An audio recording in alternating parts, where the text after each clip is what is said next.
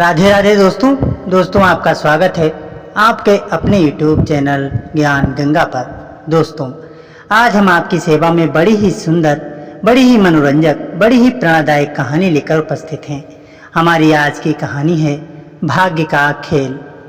आज की कहानी में हम जानेंगे कि भाग्य हमारे साथ कैसे कैसे खेल खेलता है और भाग्य का लिखा बदल सकता है या नहीं।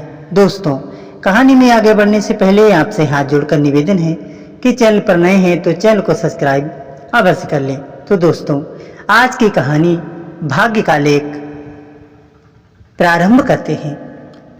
एक गांव में पारो नामक एक गरीब विधवा रहती थी। उसका एक पुत्र था।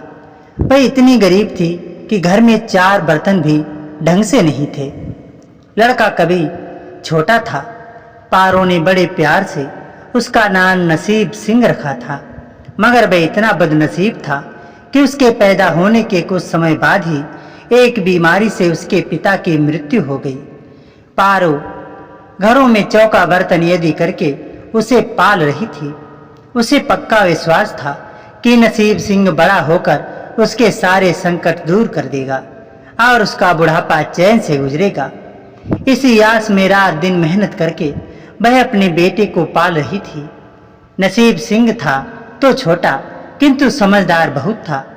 संयम और धीरज की उसकी कमी नहीं थी। किसी भी बात को गहराई तक जानने की उसमें प्रबल उत्सुकता रहती थी। एक दिन उसने अपनी माँ से पूछा, माँ, हम इतने गरीब क्यों हैं? ये सब तो ईश्वर की मर्जी है बेटे, दुखी स्वर में पारो ने कहा। सब नसीब की बात है। मगर नसीब सिंह यह उत्तर पाकर संतुष्ट नहीं हुआ। वह बोला, ईश्वर की ऐसी मर्जी क्यों है? बेटा, ये तो ईश्वर ही जाने, पारो ने दुखी मन से जवाब दिया। अगर ईश्वर ही जाने तो ठीक है, मैं ईश्वर से ही पूछूंगा कि हम इतने गरीब क्यों हैं। बताओ माँ, ईश्वर कहाँ मिलेगा? पारो तो वैसे ही परेशान रहती थी, अतः उसकी बातों से उकता कर उसने कह दिया, वह जंगलों में रहता है, लेकिन तुम वहां ना जाना। लेकिन नसीब सिंह ने दिल ही दिल में उसी क्षण इरादा बना लिया कि वे ईश्वर को ढूंढेगा और पूछेगा कि आखिर हम इतने गरीब क्यों हैं।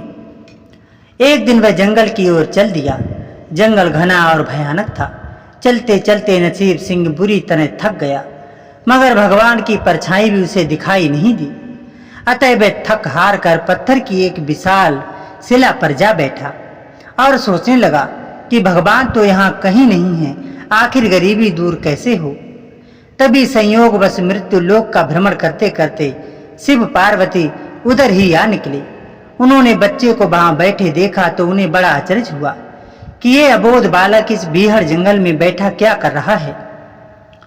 भगवान शिव ने बालक से पूछा, तुम कौन हो बालक, और इस जंगल में बैठे क्या कर रहे हो? मैं ईश्वर को ढूंढ रहा हूँ। ईश्वर को? पार्वती चौंकी और अचरज से पूछा, मगर क्यों? ईश्वर से तुम्हें क्या काम है? मैं उनसे पूछना चाहता हूँ कि हम इतने गरीब क्यों हैं? दूसरों की तरह हम पर भी भाग्य की कृपा क्यों नहीं है? निर्भीक सिंह ने निर्भीकता से उत्तर दिया। माँ पार्वती और भगवान शिव उस बच्चे के साहस देखकर बहुत प्रसन्न हुए।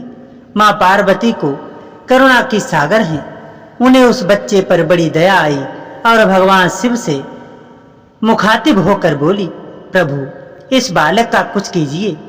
हम कुछ नहीं कर सकते पार्वती, क्योंकि इसके भाग्य में यही सब लिखा है।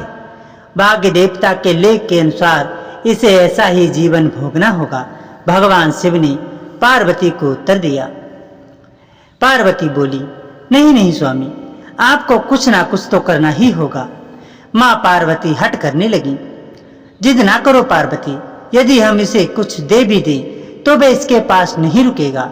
इसे वैसा ही जीवन जीने दो जैसा भाग्यदेव चाहते हैं।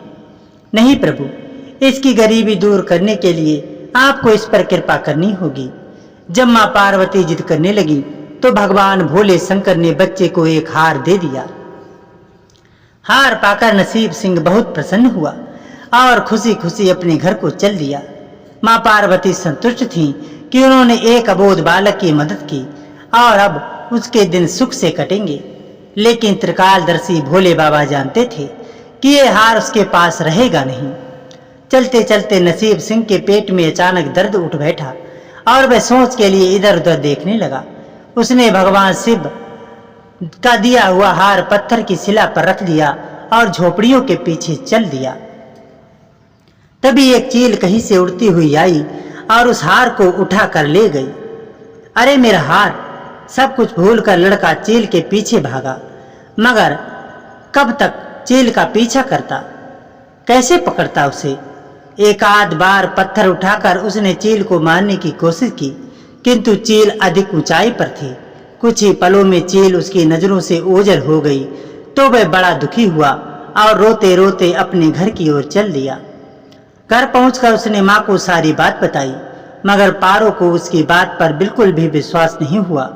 हाँ, उसकी बात सुनकर थोड़ी सी उदास अवश्य हो गई, लेकिन नसीब सिंह माँ की उदासीनता देखकर हतोत्साहित नहीं हुआ। उसने मन ही मन निर्णय लिया कि वह कल फिर वहीं जाएगा और भगवान शिव पार्वती को अपनी विपदा सुनाएगा। उसका विश्वास था कि भगवान शिव उस धूर्त चील को अवश्य ही दंड देंगे। भगवान शिव ने पार्वती से कहा, देखो, उसके पास कल वाला हार नहीं रहा। उसे एक चील ले उड़ी और दूसरा हार पाने व उस चील को दंड दिलवाने की इच्छा के लिए वह लड़का आज फिर आया है। पार्वती देवी ने फिर भगवान शिव से प्रार्थना की, आप चाहे चील को दंड दें या ना दें, किंतु उस लड़के की सहायता करके उसकी निर्धनता दूर अवश्य करें। हम अब कुछ नहीं कर सकते देवी, यदि तुम जिद करती हो तो हम ब्रह्मा से कहते हैं, वही इस बालक की सहायता करेंगे। कहकर भगवान शिव ने ब्रह्मा जी को बुलवाया और सारी बात बताकर आग्रह किया कि आप ही इसकी मदद करें।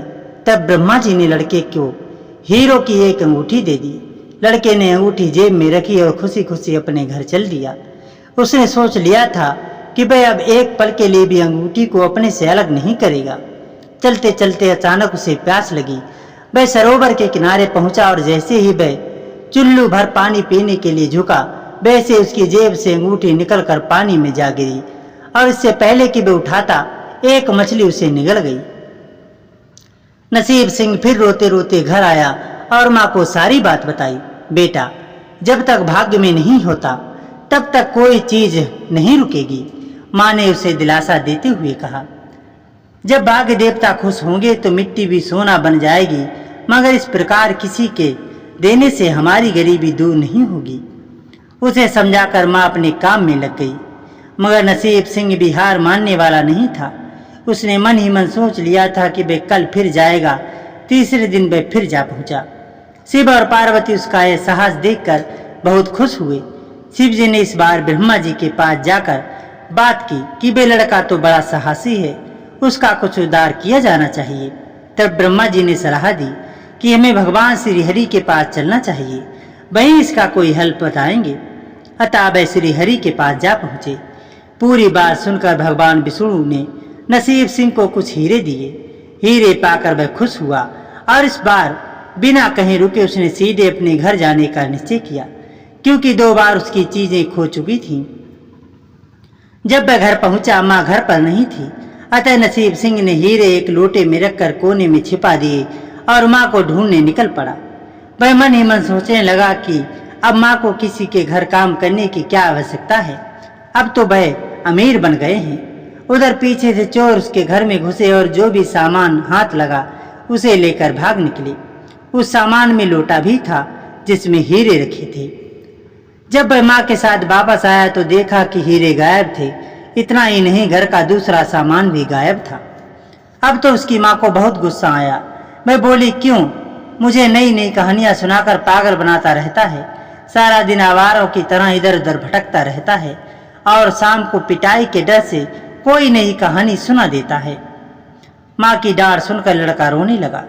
वह तो केवल वही जानता था कि जो कुछ भी उसने बताया था वह सत्य था। डांट खाकर लड़के की हिम्मत और बढ़ गई और अगले दिन वह फिर उसी स्थान पर जा पहुंचा। भगवान भोले शंकर सोचने लगे कि इस पर इतनी मुसीबतें पड़ी, लेकिन इसने हिम्मत नहीं हारी। इससे वह बहुत प्रसन्न हुए और भाग्य देवी के पास जाकर बोले, ये लड़का बहुत ही साहसी है, हिम्मती और धीरज वाला है। ऐसा व्यक्ति अभागा नहीं हो सकता, इसे कुछ दे दो। आज्ञा पाकर भाग्य की देवी ने नसीब सिंह को सोने का एक सिक्का दिया। सिक्का लेकर नसीब सिंह खुशी खुशी अपने घर को चल दिया।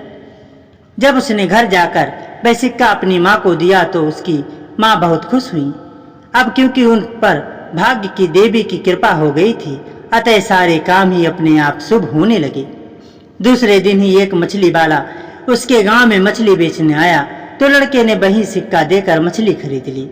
उसकी माँ ने मछली का पेट चीरा तो वह अंगूठी निकली जो ब्रह्मदेव ने उसे दी थी और जो उसकी जेब में तालाब में गिर गई थी।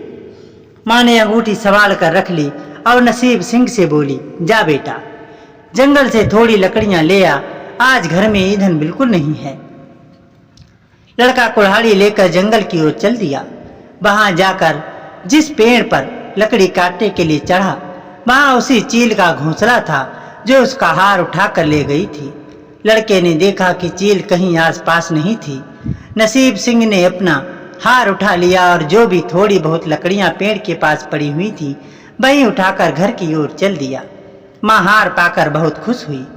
अब तो देखते ही देखते उनके दिन बदल गए। घर में किसी चीज का अभाव नहीं रहा।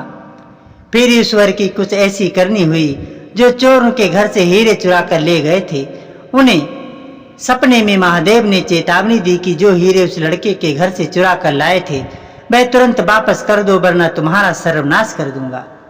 चोर उसी दिन हीरे उसके घर पर दे गए और अपनी गलती के लिए माफी भी मांगी। इस प्रकार सौभाग्य का भाग्य चमक उठा। अब उसके घर में किसी भी चीज की कमी न थी और उसकी गरीबी सदा के लिए समाप्त हो गई थी।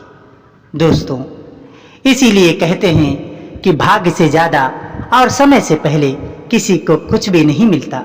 दोस्तों, ये कहानी हमें यही सिखाती है कि हमें हिम्मत और धीरज कभी नहीं खोना चाहिए।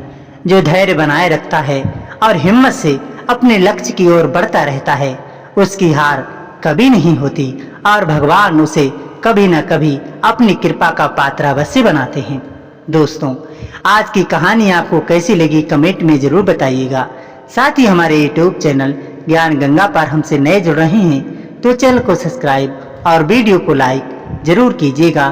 तो मिलते हैं अगले वीडियो में, तब तक के लिए अपना और अपने संपूर्ण परिवार का ख्याल रखिएगा। धन्यवाद।